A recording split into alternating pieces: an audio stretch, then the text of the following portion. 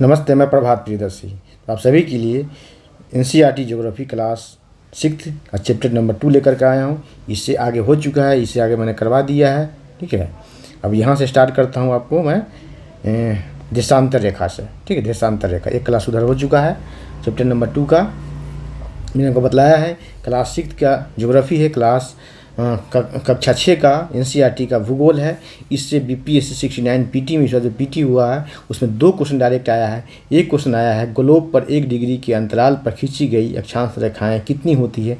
मैंने आपको बतला दिया है। ठीक है, समझा करके 179 होता है, 179 होता है। और दूसरा क्वेश्चन इसी चैप्टर से आया था कि 90 डिग्री पूर्वी देशांतर पर स्थित थिम्फू भूटान का स्थानीय समय निर्धारित कीजिए जब ग्रीनविच 0 डिग्री में दोपहर के 12 बजे हो तो थिम्फू का स्थानीय समय क्या होगा। चलिए इस पर मैं बतलाऊंगा, आप अंत तक बने रहेंगे। और चैनल पर नए हैं तो सब्सक्राइब कर ले, बेल आइकन प्रेस करें जिससे कि आपको नोटिफिकेशन मिलता रहे। लाइक कमेंट शेयर करें। एनसीईआरटी की पुस्तकें जो हैं अब आईएएस से लेकर के जितने पीसीएस एग्जाम्स हो रहे हैं और इवन वो जितने वनडे एग्जाम्स हो रहे हैं सभी के लिए मस्ट है, सभी के लिए उपयोगी है। ठीक है, यूजफुल है। तो आप एनसीईआरटी को आप छोड़े नहीं, इसे अच्छे से पढ़ें। देखिए बीपीएससी 69 पीटी में 2 क्वेश्चन इसी चैप्टर से आया है, इसी चैप्टर से क्लास 6 की ज्योग्राफी का चैप्टर नंबर 2 से आया है। ठीक है, एक क्वेश्चन तो मैंने बतला दिया, दूसरा क्वेश्चन मैं बतलाऊंगा, सिर्फ आप अंत तक बने रहें। स्टार्ट करते हैं देशांतर रेखा। देशांतर क्या होता है? ठीक है, देशांतर रेखा होता है कि उत्तर ध्रुव और दक्षिण ध्रुव को मिलाने वाली जो है संदर्भ रेखा वो देशांतर रेखा कहलाती है। देखिए ये उत्तर ध्रुव है, ये उत्तर ध्रुव हो गया और ये यहाँ दक्षिण ध्रुव है। इस दोनों के मिलाने वाली जो संदर्भ रेखा है वो देशांतर रेखा कहला। सभी देशांतर रेखा, सभी देशांतर रेखा है, सभी क्या है? देशांतर रेखा है। इससे पहले आपने जाना है इसमें चैप्टर नंबर इसी में ग्लोब के बारे में बता दिए, ग्लोब अक्षांश और देशांतर। ग्लोब और अक्षांश के बारे में मैंने आपको डिटेल में बता दिया है। और आगे है देशांतर। ठीक है, देशांतर रेखा। चलिए आगे बढ़ते हैं। ये हो चुका देशांतर। देखिए क्या है, उत्तरी ध्रुव और दक्षिण ध्रुव या दक्षिण ध्रुव दोनों ध्रुवों को मिलाने वाली संदर्भ रेखा देशांतर रेखा कहलाती है। किसी भी स्थान की स्थिति को बताने के लिए, ठीक है, उस अक्षांश के अतिरिक्त कुछ और जानकारियाँ आवश्यक होती हैं। आप जैसे कह सकते हैं कि प्रशांत महासागर में टोंग द्वीप है। क्वेश्चन यहाँ से डायरेक्ट आपको पूछ दिया जाएगा कि टोंगा द्वीप कहाँ है, किस महासागर में। तो प्रशांत महासागर में। देखिए आपको आइए से लेकर पीसीएस तक डायरेक्ट यहीं से आपको शब्द सह क्वेश्चन पूछ दिया आता है, उठा कर डाल दिया आता है। ठीक है, तो ये याद रखें, टोंगा द्वीप कहाँ है, किस महासागर में, तो प्रशांत महासागर में। और हिंद महासागर में स्थित मॉरिशस द्वीप। कौन सा? मॉरिशस एक देश भी है, द्वीपीय देश है। स्थित क्या है? ये 20 डिग्री अक्षांश पर है। कितना डिग्री? 20 डिग्री दक्षिणी अक्षांश पर है। 20 डिग्री दक्षिणी अक्षांश पर स्थित है।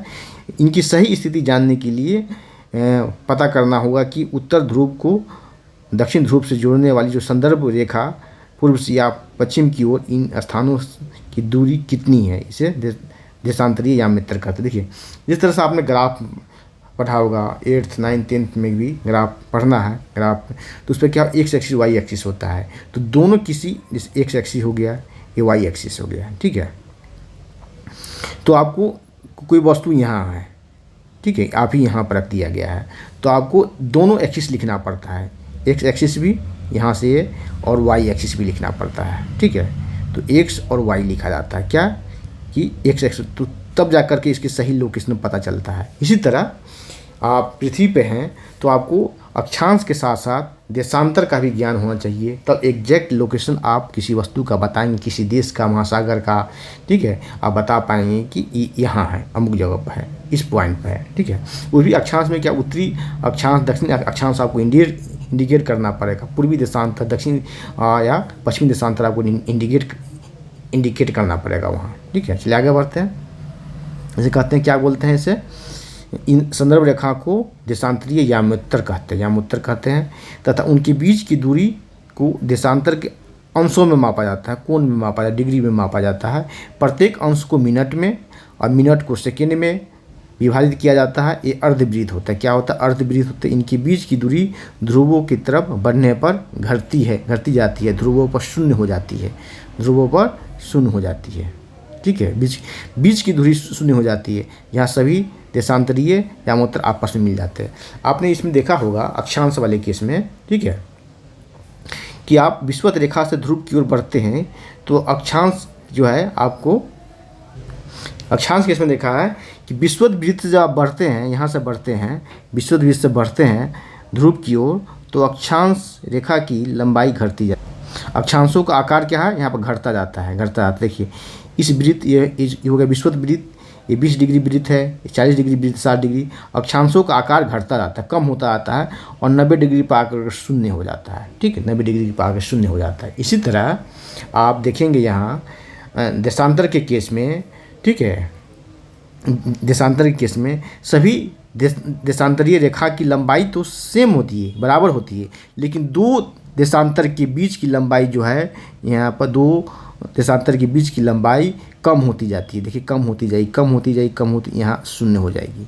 दो देशांतर के बीच की लंबाई जो है, दूरी जो है, घटते घटते घटते घटते यहाँ पर आकर के शून्य हो जाएगी। ठीक है, यही कहा इसमें, यही इसका कहना है। ठीक है, ये अर्धवृत्त होता है, अर्धवृत्त होता है। देखिए ये अर्धवृत्त है, अर्धवृत्त है, और पूरे राउंड करेगा तो पूर्ण वृत्त होगा ये। ठीक है, फुल सर्किल होगा। ये क्या बोल रहा है, सभी देशांतरीय या मतलब आपस में मिल जाती है, कहाँ, ध्रुव पर मिल जाती है। ध्रुव पर क्या है, दो देशांतरीय रेखाओं के बीच की दूरी क्या होती है, ध्रुव पर शून्य होती है। क्या होती है, शून्य होती है। ठीक है, अक्षांश समानांतर रेखाओं से भिन्न सभी देशांतरीय यामोत्तर की लंबाई समान होती है। अक्षांश, ये अक्षांश के किस में क्या है, क्या बोल रहा है, अक्षांश, ठीक है, समानांतर रेखाओं से भिन्न सभी देशांतरीय यामोत्तर की लंबाई समान होती है। ठीक है, यहाँ पर आपको देखिए, यहाँ देखिए, यहाँ क्या बताया है मैंने आपको कि विषुवत वृत्त से बढ़ेंगे तो अक्षांश का जो है कम होता जाता है, अक्षांश का आकार घटता जाता है, कम होता जाता है और यहाँ आकर शून्य हो जाता है। लेकिन इस देशांतर के केस में होता है सभी देशांतर का लंबाई सेम होता है, बराबर होता है। ठीक है, सभी देशांतर का लंबाई बराबर होता है, लेकिन इसके बीच की दो देशांतर रेखाओं के बीच की दूरी क्या होती है, शून्य हो जाते हैं, कहाँ, ध्रुव पर। ठीक है, लेकिन जबकि अक्षांश के केस में दो अक्षांशों के बीच की दूरी हमेशा बराबर होती है, क्योंकि एक दूसरे के समानांतर होती है। समांतर रेखा के बारे में पढ़ते होंगे बचपन से, छठा क्लास से ही। दो रेखाओं के बीच की दूरी सभी जगह समान हो तो समांतर रेखाएं कहलाती, जो आपस में कभी कहीं नहीं मिले। ठीक है, जैसे कि रेल की पटरियाँ। ठीक है, चलिए ये हो गया। अब आगे बढ़ते हैं। देखिए, इसीलिए इन्हें मुख्य संख्याओं में व्यक्त करना कठिन होता है।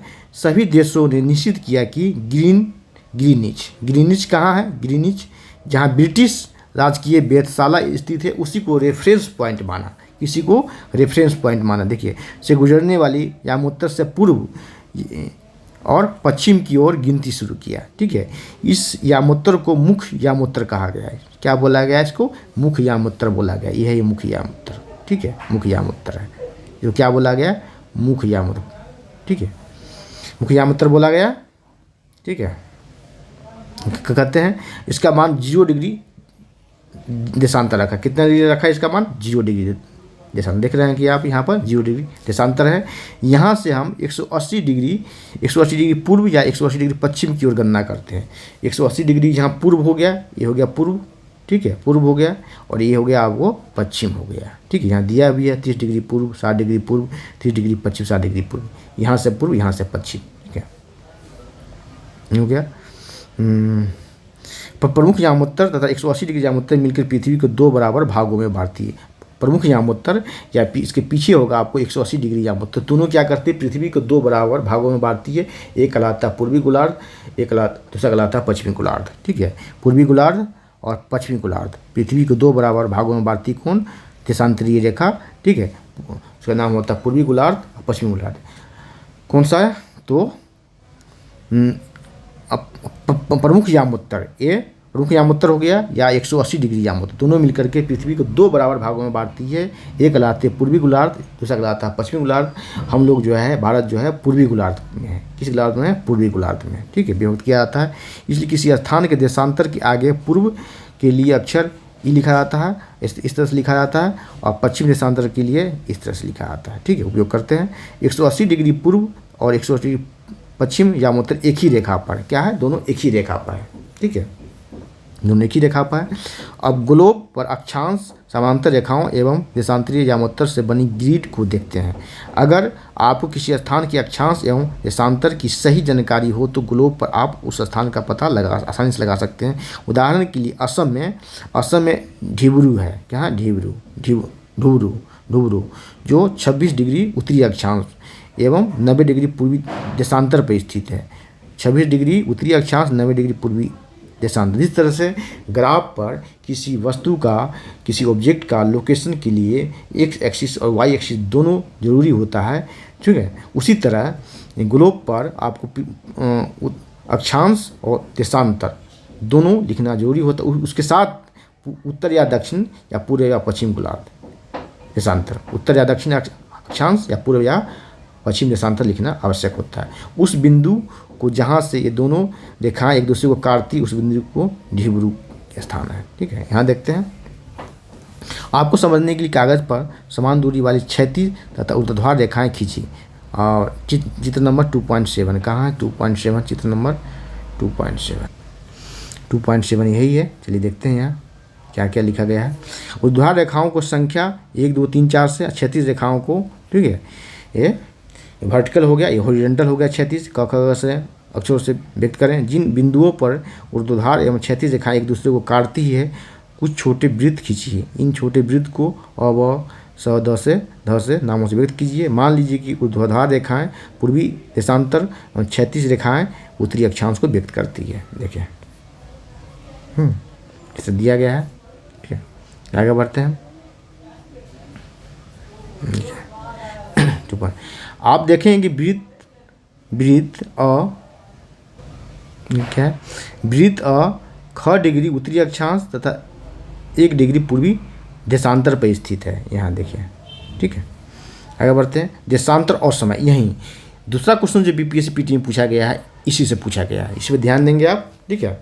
समय को मापने का सबसे अच्छा साधन पृथ्वी, चंद्रमा और ग्रहों की गति है। सूर्योदय एवं सूर्यास्त प्रतिदिन होता है, रोज होता है, डेली होता है, प्रातः। अतः स्वाभाविक ही है कि पूरे विश्व में समय निर्धारण का सबसे अच्छा साधन स्थानीय समय का अनुमान सूर्य के द्वारा बनाने वाली परछाई से लगाया जाता है। दोपहर में सबसे छोटी, ठीक है, और सूर्योदय तथा सूर्यास्त के समय सबसे लंबी होती है। दोपहर में जो छाया होता है सबसे छोटी होती है, परछाई सबसे छोटी होती है, ठीक है, और सूर्योदय तथा सूर्यास्त के समय सबसे लंबी होती है, क्योंकि उसमें सूर्य की किरण तिरछी बनती है, इसलिए लंबी बनती है। देखिए, ग्रीनिच पर स्थित यामोत्तर पर सूर्य जिस समय आकाश के सबसे ऊंचे बिंदु पर होगा उस समय यामोत्तर पर सभी स्थानों पर दोपहर होंगे। कितना होंगे? दोपहर होंगे। चूँकि पृथ्वी पश्चिम, यहाँ देंगे फिर देखेंगे, पृथ्वी क्या है, पश्चिम से पूर्व की ओर चक्कर काटती है, ठीक है, पश्चिम से पूर्व की ओर एंटी क्लॉकवाइज डायरेक्शन। मैंने पिछले क्लास में बताया है कि सूर्य जो है पश्चिम से पूर्व की ओर चक्कर काटती है एंटी क्लॉकवाइज डायरेक्शन में। किस डायरेक्शन में? तो एंटी क्लॉकवाइज डायरेक्शन में, एंटी क्लॉकवाइज डायरेक्शन में, एंटी क्लॉकवाइज डायरेक्शन में। क्लॉकवाइज डायरेक्शन में सिर्फ 2 ही ग्रह शुक्र और यूरेनस चक्कर लगाती है, ठीक। शेष 6 ग्रह जो है पृथ्वी सहित वो पश्चिम से पूर्व एंटी क्लॉकवाइज डायरेक्शन में चक्कर लगाती है। देखिए, पृथ्वी का पश्चिम से पूर्व की ओर चक्कर लगाना ये सूर्य, इसे ज्वार नदमुख बोलते हैं, और डेल्टा का निर्माण जो होता है उस पर कई कारणों में से एक कारण ये भी है कि पूर्वी घाट पर डेल्टा का निर्माण होता है और पश्चिमी घाट पर एस्चुरी का निर्माण होता है, ज्वार नदमुख का निर्माण होता है। पश्चिमी घाट पर नर्मदा और ताप्ती नदी एस्चुरी का निर्माण करती है, और पूर्वी घाट की तरफ बंगाल की खाड़ी में जो भी नदियाँ गिरने वाली है वो डेल्टा का निर्माण करती है। उसके कारणों में से एक कारण ये भी है कि पृथ्वी पश्चिम से पूर्व की ओर चक्कर लगाती है। उस पर मैं आपको विस्तृत से बतलाऊंगा किसी क्लास में, ठीक है। जो ग्रीनविच के पूर्व में इस हैं उनका समय ग्रीनविच से आगे होगा, ठीक है, इसलिए भारत का समय ग्रीनविच से आगे है। उनका समय जो पश्चिम में होगा उसका समय ग्रीनविच से क्या होगा? पीछे होगा। ग्रीनविच से जिसका जो आगे है, ग्रीनविच से जो पूरब है उसका समय पहले होगा, जो ग्रीनविच से जो पश्चिम है उसका समय पीछे होगा। जैसे भारत ग्रीनविच से आगे है तो उसका समय भारत जो ग्रीनविच से पूर्व में है उसका समय आगे होगा, ठीक है। ये पृथ्वी 24 घंटे में अपने अक्ष पर 360 डिग्री घूमती है, ठीक है। तो 1 घंटे में 360 पर को आप डिवाइड करेंगे 24 घंटे में, एक नियम जो आपने पढ़ा होगा मैथ्स में, 24 घंटे में 360 डिग्री घूमती है, तो एक घंटे में कितनी डिग्री घूमेगी? 24 से उसको डिवाइड कर देंगे, ठीक है, 24 से डिवाइड कर देंगे कितना हो जाएगा आपको 15 डिग्री हो जाएगा, ये हो जाएगा 15 डिग्री। ठीक है, 15 डिग्री होगा। और 4 मिनट में 4 मिनट में, ठीक है, 4 मिनट में जिस तरह से 1 घंटे में कितना होगा 15 डिग्री। तो 1 घंटे में 60 मिनट में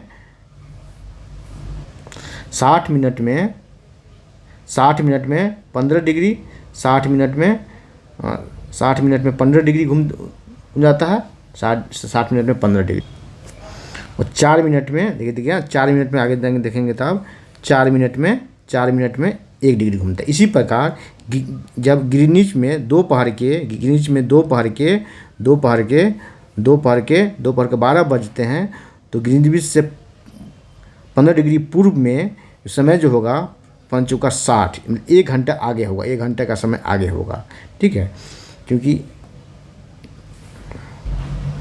1 घंटे में 15 डिग्री में 1 घंटा होता है, तो 12 बज रहे हैं, तो ग्रीनिच पे जब 12 बज रहे हैं तो ग्रीनिच से 15 डिग्री पूर्व में कितना हो जाए 1 घंटा आगे हो जाएगा।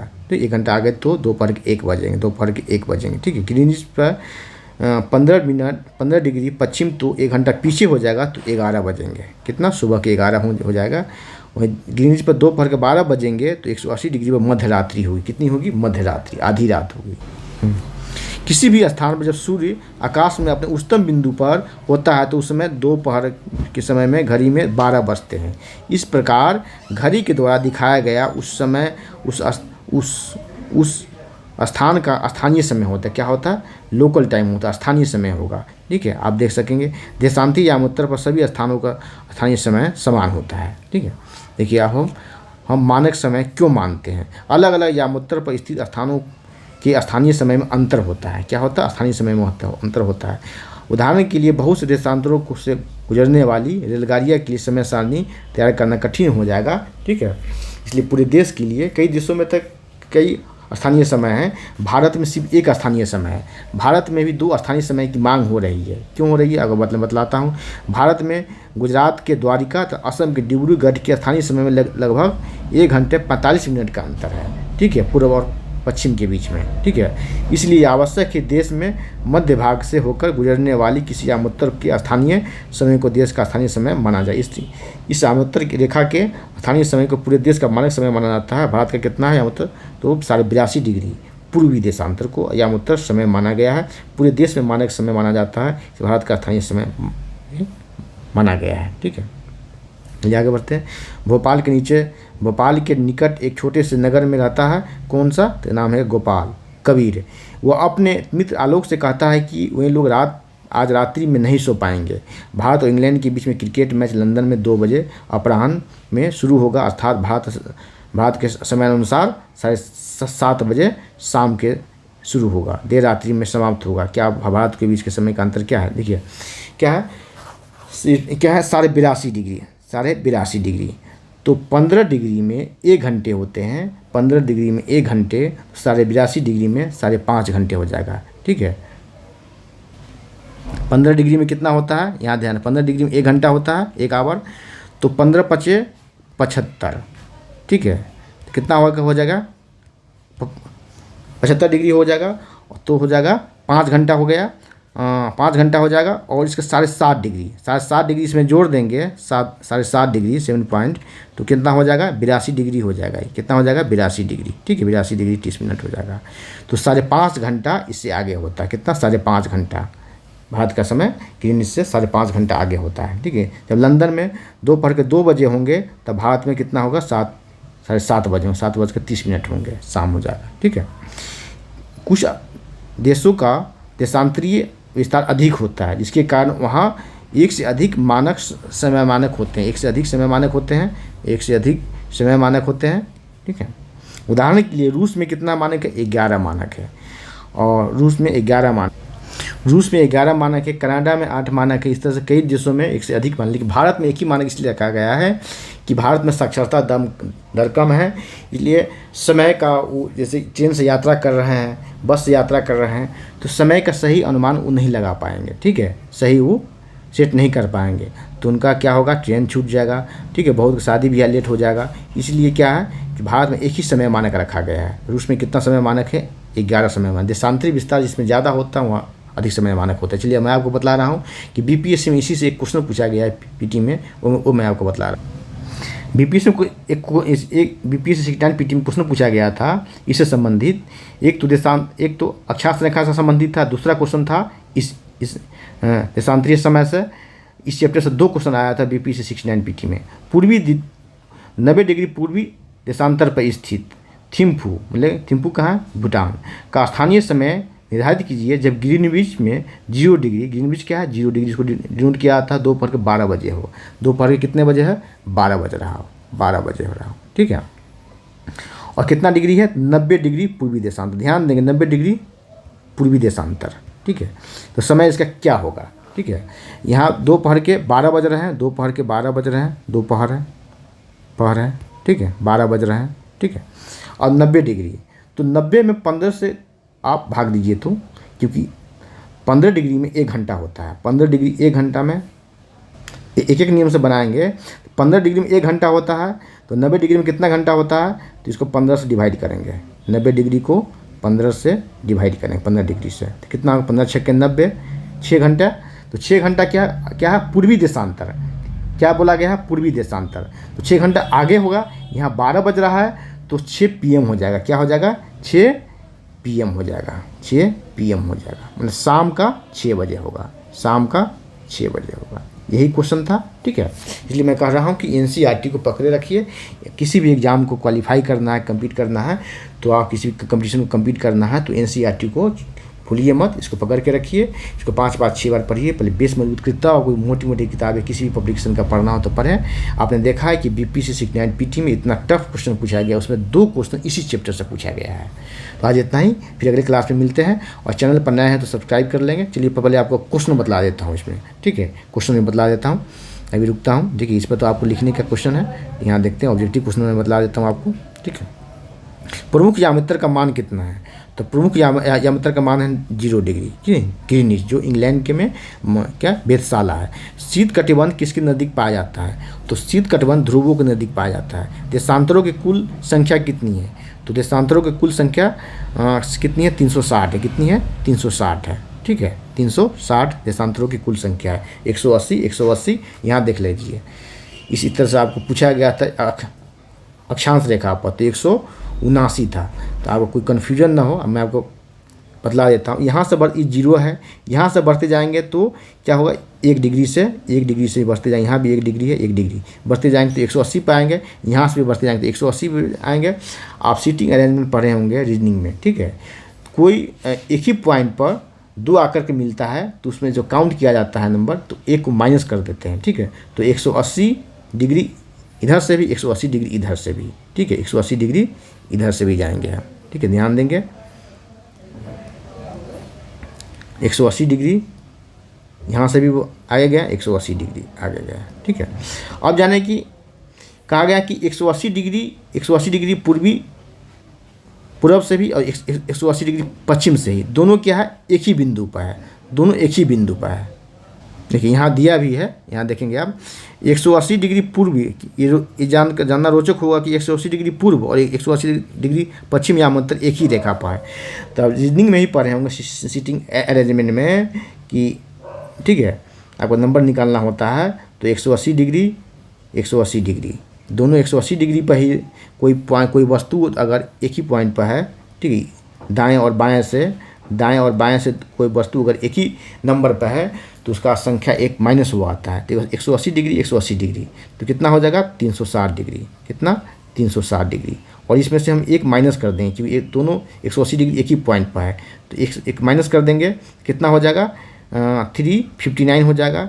और इस 0 डिग्री यामोत्तर को हम काउंट करेंगे, एक फिर हम जोड़ देंगे इसमें, तो कितना हो जाएगा, 360 डिग्री हो जाएगा, ठीक है, 360 हो जाएगा, ठीक है। उसी तरह बीपीएससी 69 पीटी में पूछा गया है, यहाँ से यहीं से क्वेश्चन आया है, ठीक है। इसमें अक्षांशों की कुल संख्या कितनी होगी, तो अक्षांशों की कुल संख्या 179 निकला है। यहाँ 90 डिग्री पर यहाँ से बढ़ 90 डिग्री, यहाँ से बढ़े 90 डिग्री। 90 डिग्री अक्षांश नहीं होता, एक पॉइंट होता है। तो यहाँ से हम यहाँ पर माइनस कर दिया, यहाँ से एक माइनस कर दिया, ठीक है। 180 90 डिग्री यहाँ से बढ़ 90 डिग्री यहाँ गया। और एक को हम जोड़ दिए, 0 डिग्री को जोड़ दिए, ठीक है। 0 डिग्री को जोड़ने के बाद फिर यहाँ पर हम 2 माइनस कर देंगे, क्योंकि 90 डिग्री अक्षांश नहीं, 90 डिग्री एक पॉइंट है, यहाँ भी 90 डिग्री पॉइंट है। 2 माइनस कर देने पर कितना आ जाएगा, 2 माइनस कर देने पर कितना आ जाएगा, 179 है। यही डायरेक्ट क्वेश्चन आपको बीपी सेकेंड पीटी में यहाँ से पूछा है। उसी तरह यहाँ से एक क्वेश्चन बन सकता है आपको, तो कितना है, तो 160 हो जाएगा, कितना 160 हो जाएगा, ठीक है। आगे बढ़ते हैं, क्वेश्चन बतलाते हैं आपको। एक क्वेश्चन देख लिया आपने। अब दक्षिणी ध्रुव वृत्त स्थित है, कहाँ स्थित है, तो दक्षिणी गोलार्ध में, कितना, दक्षिणी गोलार्ध में स्थित है। ग्रिड जाल है, क्या है ग्रिड जाल, तो अक्षांशों, समांतर रेखाओं एवं देशांतरीय रेखाओं का ये जाल है, ठीक है। अब ये देखते हैं, अब मकर रेखा कितना, 23.5 डिग्री, 23.5 डिग्री, ठीक है, क्या है, 23.5 डिग्री उत्तरी अक्षांश, क्या उत्तरी अक्षांश। भारत का मानक समय कितना है, तो 82.5 डिग्री, 82.5 डिग्री, 82.5 डिग्री क्या है, पूर्वी देशांतर है, पूर्वी देशांतर है, ठीक है। कहाँ से लिया गया है पूर्वी देशांतर, तो आपको प्रयागराज के पास नैनी से लिया गया, ठीक है, प्रयागराज के पास या मिर्ज़ापुर के पास पर नैनी से लिया गया उसे, ठीक है। देशांतरियों के बीच की दूरी क्या होती है, ये ध्रुव तक घटती जाती है। देशांतरों के बीच की दूरी ध्रुव तक घटती जाती है, मैं आपको बतलाया है विस्तार से। उत्तर ध्रुव वृत्त किस गोलार्ध में है, तो उत्तरी गोलार्ध में है, ठीक है। साहब का बन गया क्वेश्चन। चलिए, तो आज इतना ही, फिर अगले क्लास में मिलते हैं। और चैनल पर नया है तो सब्सक्राइब कर, बेल आइकन प्रेस करें, जिससे कि आपको नोटिफिकेशन मिलता है। लाइक कमेंट शेयर करें। धन्यवाद, जय हिंद।